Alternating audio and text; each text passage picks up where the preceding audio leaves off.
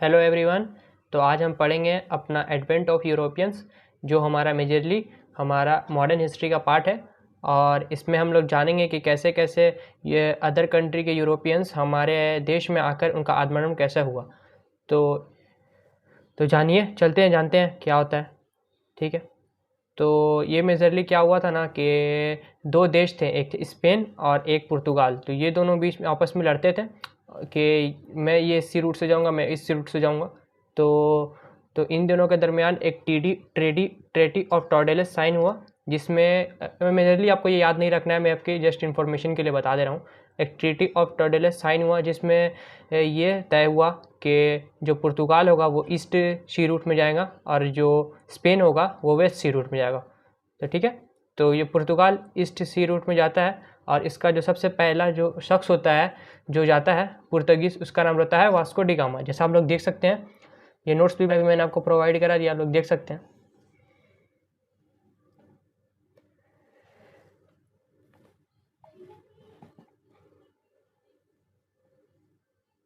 Vasco D gamma, ठीक है। तो वास्को डी गामा सबसे पहले आता है हमारा, और इसने इंडिया को नहीं खोया था, इसने इंडिया के सी रूट को खोया था, मतलब इंडिया जाने के सी रूट को पुर्तगाल से ढूंढा था। सब कोई सोचते हैं कि इसने इंडिया को ढूंढा था, इसने इंडिया को नहीं ढूंढा था। ये 1498 में यानी 1498 में इंडिया आया था। ये पुर्तगीज़ था और ये मेजरली आया था ना केरल के कैलीकट में आया था फर्स्ट टाइम इंडिया में, जिसका स्वागत किया था वहाँ के राजा, जिनका नाम था किंग जमूरियन। ठीक है, आपको बस मेजरली इतना याद रखना है। फिर 1505 ईस्वी में फ्रांसेस्को डी अल्मेडा नाम का एक गवर्नर जनरल, ठीक है, एक पुर्तगीज़ का तय किया जाता है 1505 में, फ्रांसेस्को डी अल्मेडा। बस आपको इतना ही याद रखना है।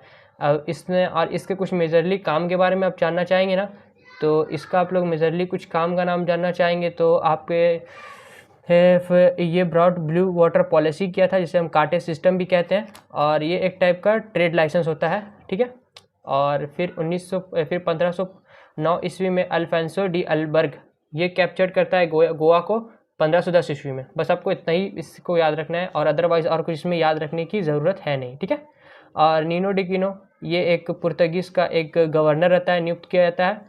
बस इतना आपको नाम याद रखना है, और इसके बाद और कुछ की ज़रूरत नहीं है। ठीक है, तो मैंने क्या क्या कहा एक बार से समरी रिकैप कर देता हूँ। तो 1498 यानी 1498 में वास्को डी गामा पुर्तगाल से इंडिया आए थे। ठीक है, और इनका स्वागत किया था किंग जमोरियन ने फर्स्ट टाइम, जो कालीकट में पहुँचे थे केरल में। ठीक है, और 1505 ईस्वी में पुर्तगीज़ का एक गवर्नर नियुक्त किया गया था 1505 ईस्वी में, फ्रांसेस्को डी अल्मेडा उसका नाम था। ठीक है, about a blue water policy, इन्होंने ब्लू वाटर पॉलिसी को पेश किया, जिसे हम कार्टेज सिस्टम के नाम से भी जानते हैं, और ये एक टाइप का ट्रेड लाइसेंस होता है। ठीक है, फिर 1509 ईस्वी में अल्फांसो डी अल्बर्ग जो कैप्चर करते हैं गोवा को 1510 ईस्वी में। ठीक है, और नीनो डी क्विनो ये एक पुर्तगीज़ गवर्नर थे। आप बस इसको इतना याद रखना है, और इसमें कुछ मेजरली याद करने की जरूरत है नहीं। ठीक है, तो हम लोग आगे बढ़ते हैं अपने नेक्स्ट पे। तो नेक्स्ट हमारे आते हैं डचेस। तो डचेस हम कहते हैं ना, डच कहा जाता है, एक मिनट, डच मेजरली नेदरलैंड के पीपल को डच कहा जाता है। ठीक है, मेजरली हम अपना स्टार्ट करेंगे नेक्स्ट पार्ट, जिसका नाम है डच। तो डच हम कैसे आता है हमारे हिंदुस्तान में, डच हमारे कैसे आते हैं हिंदुस्तान में, हम देखेंगे। ठीक है, तो पीपल ऑफ नेदरलैंड को हम लोग क्या कहते हैं, डचेस कहते हैं। ठीक है, ये बात ध्यान रखिएगा आप लोग, मार्क कर देता हूँ मैं।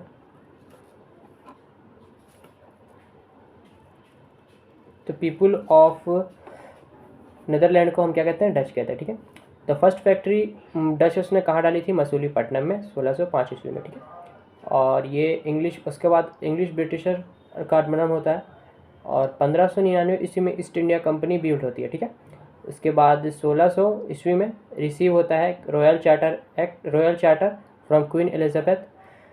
ये एक्चुअली क्या था ना कि क्वीन एलिजाबेथ एक रॉयल चार्टर साइन करती है, जिसमें ईस्ट इंडिया कंपनी को हिंदुस्तान में ट्रेड करने का एक तरह से अनुमति मिलती है कि वही सिर्फ ट्रेड कर सकता है पूरे, और दूसरी कोई कंपनी हिंदुस्तान में ट्रेड नहीं कर सकती है। ठीक है, और 1608 ईस्वी में ना विलियम हॉकिंस एपिस्ट जाता है जहांगीर के दरबार में, तो उससे अनुमति लेने के लिए। लेकिन जहांगीर से बोलते हैं ये लोग ब्रिटिशर्स की हमें सूरत में दे दीजिए परमिशन कि हम लोग सूरत में अपनी ही फैक्ट्री डालेंगे, लेकिन वहाँ पर ऑलरेडी पुर्तगीज़ थे, तो इन्होंने, इस भाई ने मना कर दिया, बोला कि नहीं नहीं। उन्होंने पूछा पुर्तगीज़ से कि दे दें, तो जहांगीर ने फिर मना कर दिया, बोला नहीं नहीं नहीं नहीं, मना हो गया। फिर 1611 ईस्वी में फर्स्ट फैक्ट्री मसूलीपट्टनम में टेम्पररी बनाई गई, ठीक है। फिर 1613 ईस्वी में फर्स्ट फैक्ट्री सूरत में परमानेंट बनाई गई, ठीक है। उसके बाद 1615 ईस्वी में थॉमस रॉय, यहाँ पर गलत हो गई स्पेलिंग, थॉमस रॉय विजिट करते हैं जहांगीर के कोर्ट में और ट्रेडिंग राइट्स ले ही लेते हैं आखिरकार, ठीक है। फिर फ्रेंच आते हैं 1668 में, 1668 में आते हैं। एट फर्स्ट फैक्ट्री सूरत में ये लोग लगाते हैं। अब हम लोग पढ़ेंगे कि किस तरह एक्सपेंशन हुआ ब्रिटिशर्स का हमारे इंडिया में, ठीक है।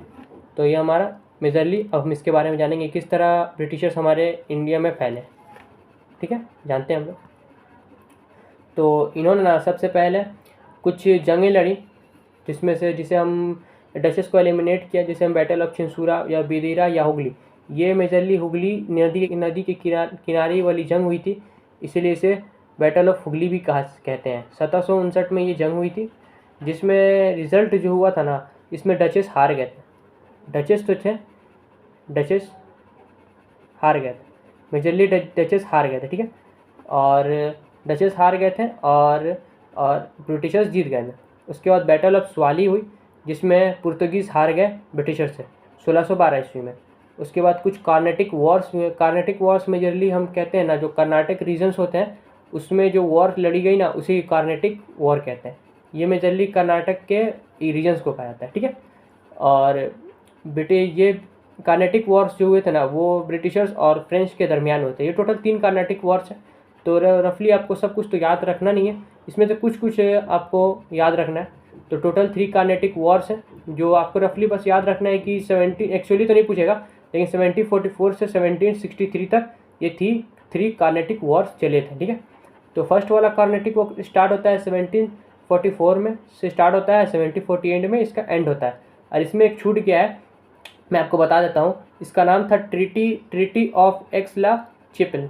ट्रीटी ऑफ एक्स-ला-चैपेल नाम था, इसके तहत ये हुआ था, ट्रीटी ऑफ एक्स-ला-चैपेल, ठीक है।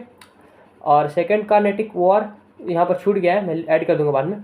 और उसके बाद जो था ना, second of Carnatic war start हुआ था बैटल ऑफ अंबर भी से इसके साथ ही स्टार्ट हुआ था। बैटल ऑफ अंबर अलग है और सेकेंड कार्नेटिक वॉर अलग है।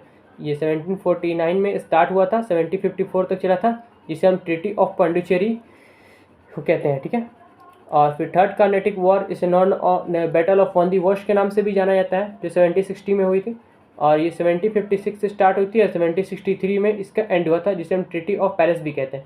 और इस वॉर को एक्सटेंड किया गया था 7 ईयर्स तक, ठीक है।